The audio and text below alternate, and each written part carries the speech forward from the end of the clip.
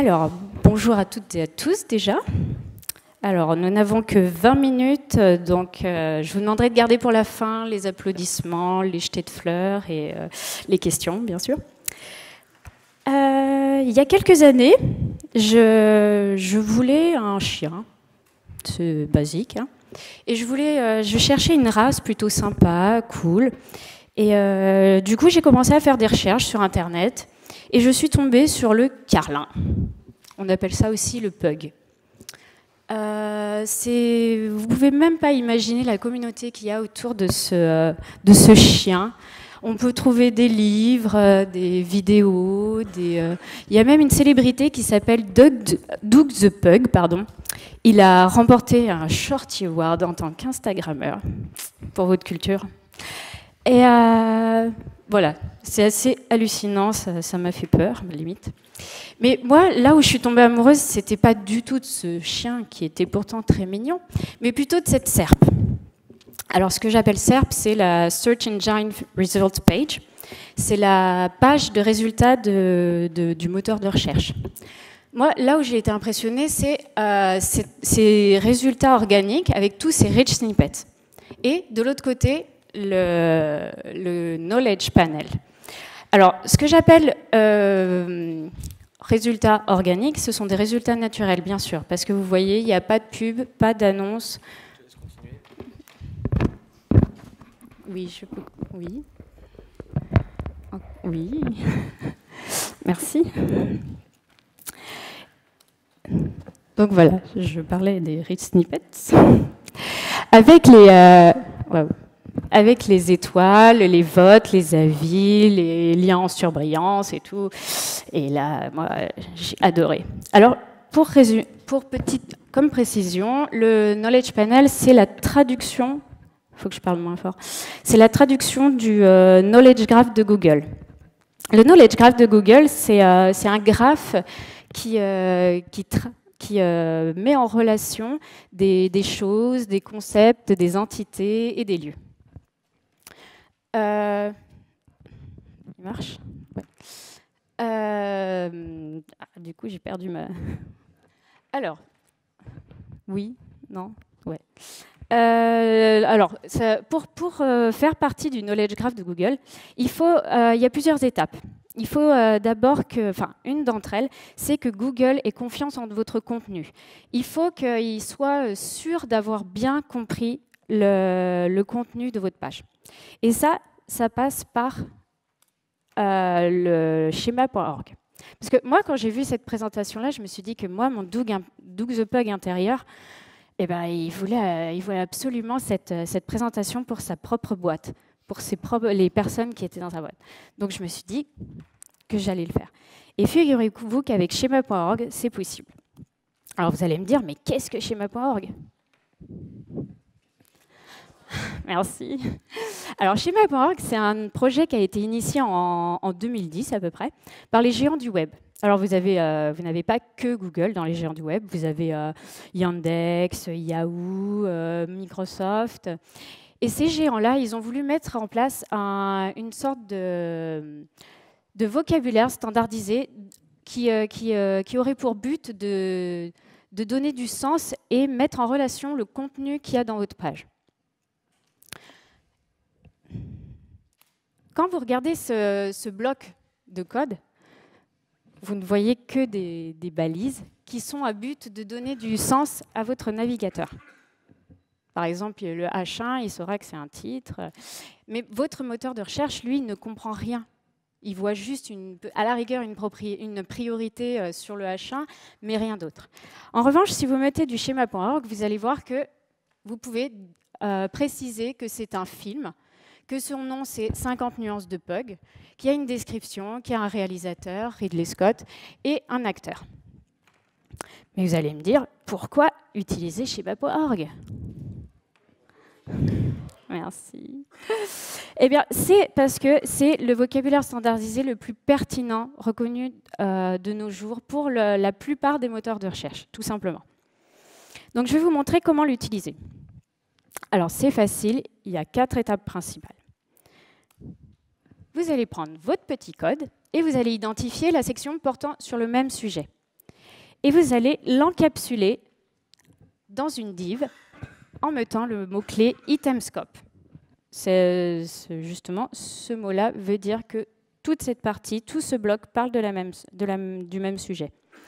Ensuite, vous allez préciser quel type de contenu vous avez dans cet itemscope. Là, vous précisez que c'est un film. Vous utilisez une URL canonique. Je vous montrerai tout à l'heure où est-ce qu'on la trouve. Et une fois que vous avez votre type, vous utilisez les propriétés qui sont en rapport avec. Là, en l'occurrence, vous avez nom, description, réalisateur, acteur. Il y en a plein d'autres, hein, mais là, en l'occurrence, vu que vous avez ça comme contenu, vous n'utilisez que ces propriétés-là. Alors, c'est fini. Vous savez vous servir de schema.org. Mais vous aurez remarqué qu'on peut imbriquer des items types dans des propriétés. Ça devient compliqué. Et une fois que vous avez imbriqué des items types, vous pouvez utiliser les propriétés en rapport avec ces items types. Je vais vous expliquer comment on sait où imbriquer les items types dans les propriétés. Alors, c'est facile, mais ce n'est pas magique. Il faut aller sur le site de schema.org et le parcourir en long, en large, en travers. Vous avez quelques pages de documentation, il faut les lire. Ça prend pas beaucoup de temps. Et le reste du site, ce sont que des pages de type et de propriétés. Alors là, vous voyez que je vous conseille fortement d'aller sur cette page-là en particulier, parce qu'elle résume tous les types que vous pouvez trouver dans schema.org. Alors, le type, là, elle vous montre aussi les types parents et les types enfants, bien sûr. Hein. Le type ancêtre, c'est thing. Je vous l'accorde, c'est très vague, ça veut dire chose en anglais. Vous pouvez l'utiliser si vous voulez, mais l'avantage qu'il a, c'est qu'il contient tous les autres types. Il a pour propriété URL, description, nom, image et bien d'autres. Et les types enfants vont hériter de ces propriétés du type parent. Une fois que vous avez cliqué sur un des types de la liste, vous tombez sur la fiche dédiée de ce type. Et en haut, vous voyez que... Non, ça ne marche pas non plus. En haut, vous voyez que vous retrouvez votre URL canonique. Après, vous voyez que vous avez toutes les propriétés en lien avec ce type, là, sur cette colonne encadrée. On retrouve acteur, réalisateur, et en face, vous avez les expected types. Ce sont les types, les attributs que vous allez mettre à vos propriétés. C'est là qu'on voit qu'on peut imbriquer des items types, des items scopes dans des propriétés. Je ne sais pas si je suis claire. Oui, c'est bon. Alors là, vous voyez qu'on peut mettre en tant que type imbriqué person pour acteur. Et pareil pour réalisateur, director. Un peu plus bas, vous trouvez aussi les propriétés héritées du type parent, thing. Mais vous en avez bien d'autres, movie et à d'autres types parents. Hein. Donc c'est pour ça qu'on peut mettre item scope, item type person dans directeur, enfin réalisateur, et aller chercher et mettre aussi les propriétés name qui a été trouvée dans l'item type person. Alors qu'on soit bien clair, c'est pas parce qu'un type est imbriqué qu'il hérite. Vous me suivez? Par exemple, c'est pas parce que item type person est imbriqué dans item type movie qu'il va hériter des propriétés d'item type movie. C'est juste parce que la propriété directeur, enfin réalisateur, permettait d'avoir un type imbriqué. Alors, donc je vous disais, le site schema.org est très complet. Donc il suffit de le parcourir et vous aurez toute la doc nécessaire. Vous avez même dans les fiches types, un peu plus bas, des exemples pour savoir comment les utiliser. Vous avez un onglet où vous avez vos contenus sans les balises et d'autres onglets où vous avez les données structurées dans des formats différents. Vous avez les microdata, celles qu'on voit depuis le début, les RDFA, C'est très très similaire au microdata et c'est du inline aussi. Et vous avez JSON-LD. JSON-LD est encapsulé dans une balise script.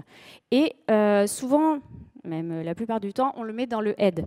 C'est l'inconvénient de JSON-LD, parce que du coup, on est obligé de dupliquer le contenu, vu qu'il n'est pas inline. Hein. Je vous ai mis un petit tableau récapitulatif que j'ai trouvé sur Internet qui donne les avantages et les inconvénients des trois formats. Et il faut savoir que Google préconise l'utilisation des microdata quand même. Hein. Donc là, je vous ai mis un exemple de données structurées avec des recettes. Alors là, vous avez la tarte aux pommes selon Doug. Vous pouvez lui préciser un nom, un auteur, une image, une description. Vous pouvez même préciser un temps de préparation avec un format intégré avec le temps de préparation, les ingrédients, les instructions, etc. Et vous obtenez ce genre de rich snippet. Alors, bien sûr, les petites étoiles et tout, vous ne l'avez pas eu dans mon code précédent parce que j'avais pas la place. Donc, ces petites étoiles, il suffit de mettre aggregate ratings et vous déroulez pareil. Hein. Vous allez chercher le type, les propriétés en rapport et tout. Je vous ai mis un autre exemple avec event. Alors, event, c'est un événement. Alors, vous avez le PugFest qui se passe le 19 octobre 2017 à 8h à la Cité des Congrès.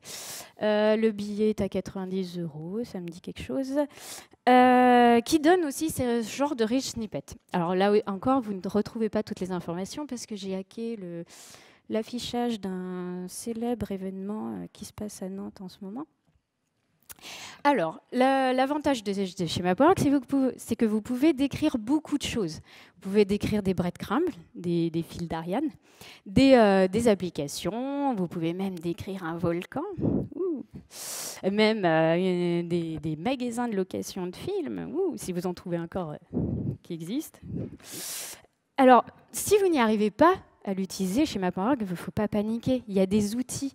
Il y a, comme je le disais depuis tout à l'heure, il y a le site de Schema.org avec la fameuse page de hiérarchie. Je vous en supplie, allez la voir. Vous avez aussi l'outil Google de test de balise, qui est un outil externe par contre. Hein. Vous avez un outil dans la console de Google. Quand je dis externe, c'est que vous n'êtes pas obligé d'être propriétaire du site, alors que interne, comme dans la console de Google, il faut être propriétaire du site. Vous ne pouvez pas avoir accès à cet outil si ce n'est pas le cas. Vous avez Calicube Pro.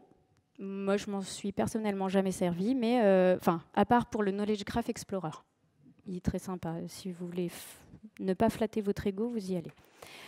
Alors, je vous ai mis un screenshot du test de Google, avec l'outil Google. Alors, en entrée, vous pouvez mettre soit une URL, soit un snippet de code. Donc, vous le copiez-collez ici et vous avez un résultat à droite. Je vous l'ai agrandi. Alors, vous avez les erreurs, les avertissements.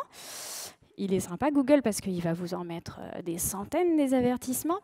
Mais vous n'êtes pas obligé de les suivre. C'est-à-dire qu'il va vous mettre toutes les propriétés qu'il considère bonnes à utiliser, mais c'est votre contenu, donc vous ne mettez que ce dont vous avez besoin. En revanche, il y a des choses à ne pas faire avec Schema.org. Il ne faut pas mettre de données structurées sur du contenu invisible. Ça, c'est péché mortel. Vous ne pouvez pas mettre de données structurées sur un contenu illicite, à caractère violent ou sexuel. Vous ne pouvez pas non plus mettre un balisage, factoriser en gros votre balisage. C'est-à-dire que si vous avez plusieurs personnes à décrire, vous ne mettez pas item scope, item type, person et vous déroulez. Non, il faut mettre à chaque personne item scope, item type, person, item top. Voilà, c'est un petit peu pénible, mais c'est faisable. Hein, ça ne vous prend pas beaucoup de temps. Parce que si vous vous faites prendre, Google a des yeux partout, donc si vous vous faites prendre, vous avez des pénalités. Alors, ce n'est pas très très grave. Hein. Vous n'êtes pas rétrogradé dans le rang de la SERP. Hein. Mais en revanche, vous perdez tous les avantages de vos données structurées. C'est-à-dire qu'il va resetter tous ces avantages-là. Et pour l'instant, vous n'y voyez pas vraiment d'inconvénient, mais ça vous, par exemple, vous n'êtes plus éligible à LAMP. LAMP, je ne sais pas si vous connaissez, c'est Accelerated Mobile Pages. Vous ne pouvez plus utiliser des outils comme Google Research ou autres, tous ces outils qui sont basés sur les données structurées. Alors pour l'instant, ce n'est pas très grave, mais dans l'avenir, ça va être de plus en plus développé et il faudra absolument faire attention à ça. Alors, je sens que parmi vous, il y en a qui ne sont pas vraiment encore convaincus. Je ne vois pas des sourires partout. Donc, si je vous disais qu'avec schema.org, on peut amener le visiteur à faire une action sur votre site depuis la SERP. Ouais, je sais, il est étonné lui aussi. Alors, par exemple, vous avez déjà vu ça dans votre SERP, non? Ouais, je savais. Alors, en fait, c'est une barre de recherche qui est carrément intégrée dans les rich snippets. Eh bien, ça, c'est faisable avec schema.org. OK. Avec schema.org, avec la propriété Potential Action. Alors, il suffit de préciser l'URL de la page de résultats de votre site et l'URL de votre site. Et c'est tout. Alors, ça, c'est possible en JSON-LD. Selon schema.org, il n'y a que dans ce format-là qu'on peut le faire.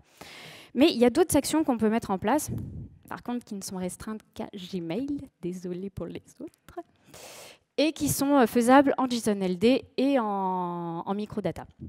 Alors, je vais passer rapidement dessus parce que c'est le même fonctionnement. C'est avec la propriété Potential Action. Alors, vous pouvez faire du View Action, du Track Action. C'est-à-dire que vous avez un petit bouton pour voir des informations, pour traquer, par exemple, ouvrir des discussions. Vous pouvez confirmer une action, sauver une action, enfin, sauvegarder une donnée. Vous pouvez répondre. Vous pouvez, Review Action, c'est les votes, faire des votes, donner votre avis. Vous pouvez traquer un colis. Enfin, traquer, c'est suivre le colis. Vous pouvez regarder une commande. Vous pouvez faire une réservation pour un événement. Vous pouvez faire une réservation pour un avion, enfin pour un vol, etc. Alors, pareil, si vous vous sentez perdu, il suffit d'aller voir les outils de Google. Le premier, c'est dédié Gmail, c'est très bien. Il est très, très bien fait, ce site. Je vous conseille. Après, les autres, ce sont des outils de balisage en général. C'est-à-dire que vous pouvez aussi les utiliser pour d'autres balisages, schema.org.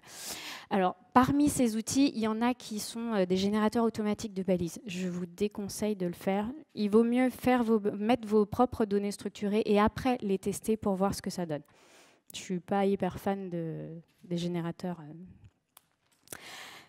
Alors, je sens encore qu'il y en a qui ne sont toujours pas convaincus parce qu'ils se disent que schema.org ne correspond pas à leurs besoins. Mais avec schema.org, on peut contribuer. C'est-à-dire que c'est communautaire. C'est comme W3C. On peut retrouver le code sur GitHub et faire des tickets. Il y a une mailing list. Il y a tout ce qu'il faut pour pousser votre propre vocabulaire chez schema.org. Il suffit de faire un petit peu de prosélytisme, les harceler régulièrement, très régulièrement, souvent, tout le temps. Et un jour, futur, ils acceptent. Ils finissent par accepter, si vous les harcelez bien. Donc voilà. Maintenant, c'est à vous de jouer. Vous pouvez faire ce que vous voulez avec schema.org. Et juste pour précision, il y a quand même déjà 10 millions de sites qui l'utilisent. Ça ne vous paraît pas énorme, mais c'est déjà pas mal quand même. Donc alors moi, c'est Audrey Garot. Je suis cofondatrice de Yumigo, qui est une agence web PrestaShop et WordPress. Et je vous remercie pour votre attention.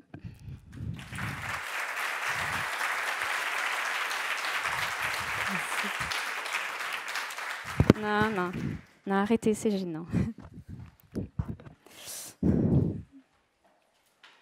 Est-ce qu'il y a des questions? On n'aura pas le temps pour les questions, désolé. Voilà, il n'y a pas de temps pour les questions. Tant pis.